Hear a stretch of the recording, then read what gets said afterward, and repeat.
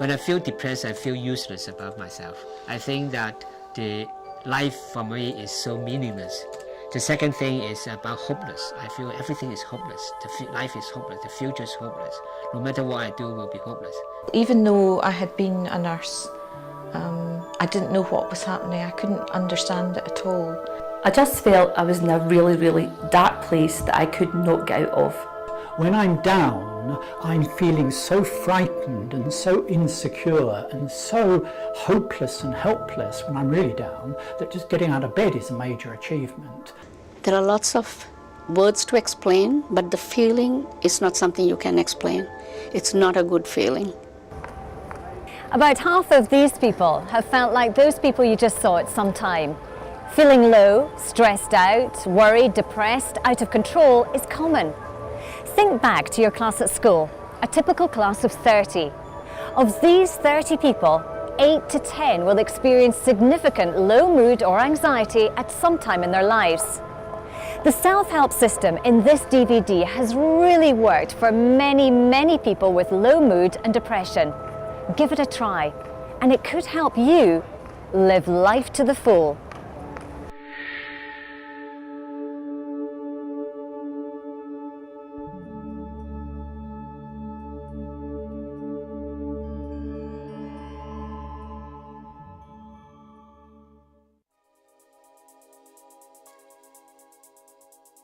Well, it started quite slowly that I was feeling tired all the time and I couldn't get out of bed in the morning. It was taking me longer to get ready for work, just simple things like that. My depression was first noticed by my friends, and especially when they realized my smile was gone from my face, my jewelry was missing from my fingers, from my neck, and the clothes I was wearing was becoming very monotonous, dull colors, and the behavior, the low energy was very visible, which I didn't notice. It's really quite strange when you have depression. You don't think you've got depression at first. You don't say to yourself, you've got depression. You need other people to say to you that you have depression. Your thoughts are consistently negative and destructive. Often it can be just in terms of anxiety and things seem quite difficult. I get quite anxious about what could be seen as ordinary situations. And yet at the same time I can get on with doing things that people are surprised about because I don't seem anxious. So it's not very predictable. When I was depressed, I felt worthless. I felt useless. I felt aimless. I had no energy. I was confused. I felt very unwanted and very tired. Because if you injured your arm, you would go straight to the doctor. But when you've got depression, you don't. You tend to just let it go on and think, I can make myself better, or I'll feel better in a week's time or in a month's time. We'll see more of these people later on, and we'll be talking about their feelings. But what about your feelings? Why do you feel that way? Understanding why you feel bad is the first step towards feeling better. And in this part of the DVD, I want to go through a new way to look at how low mood can be affected by the outside world and then kept going by things inside us. Look at this picture. Everything inside the circle is inside you. The world icon outside represents external things, other people, outside events, money problems, relationship issues, your job, or the fact that you don't have one, that kind of thing. When something happens outside of you, it affects you inside as well. It can alter your thinking. It can alter how you feel. It can alter your physical well-being. And it can alter what you do, your behaviour. All these things are connected and affect each other. This can mean that your mood gets worse and worse, stuck in a kind of vicious circle. But it also means that by changing just one of the things, say by eating differently or doing more exercise or changing some of the ways you think about things, you can affect all the other things inside you and start to feel better. Let's look at an example. You're walking down the street and you see someone you know, but she blanks you, says nothing, no smile, no acknowledgement, she just walks by. You think, she doesn't like me. This leads to altered emotions. You feel down.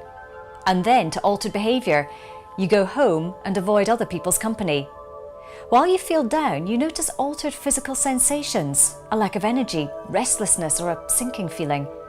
And this might mean you can't sleep for worrying about what happened. One outside event, a friend apparently ignoring you, has led to all these changes. But here's the good news. To break this vicious circle and stop it spiralling down and down, you need only to change one part of it. Your thinking, or your behaviour, or your physical well-being, or your feelings about things. Anyone will do. So let's do that. Let's go back and start that whole scene again and look at how a change to just one area affects all the rest. You're walking down the street and someone you know just walks straight past. Instead of thinking, she doesn't like me, you could think, poor Fiona, she must have problems. She's obviously distracted and upset. Altered thinking.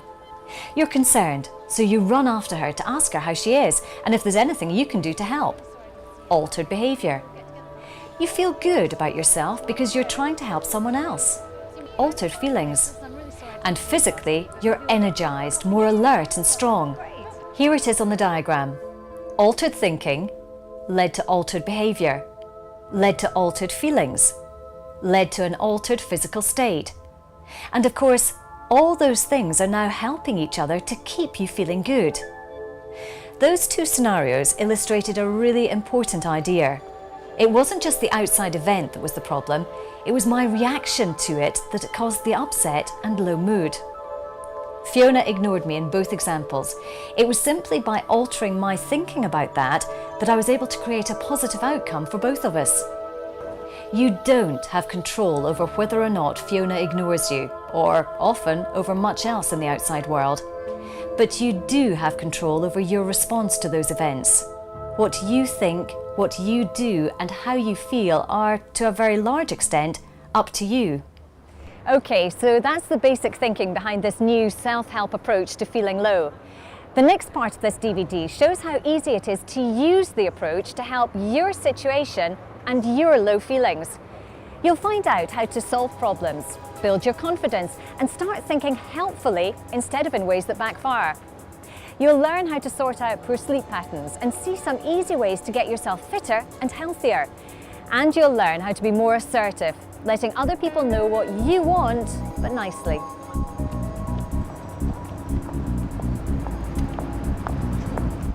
You'll also hear more from the real people we saw at the start of this DVD.